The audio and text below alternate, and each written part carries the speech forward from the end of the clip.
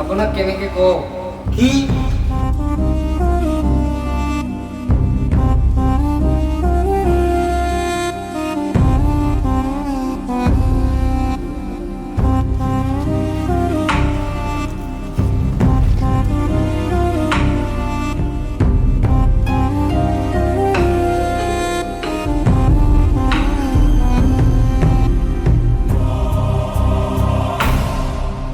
ই চাগে মোৰ পাপ কামৰ ফল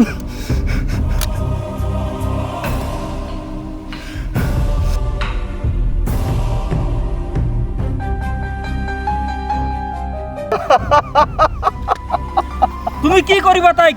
ইয়াস!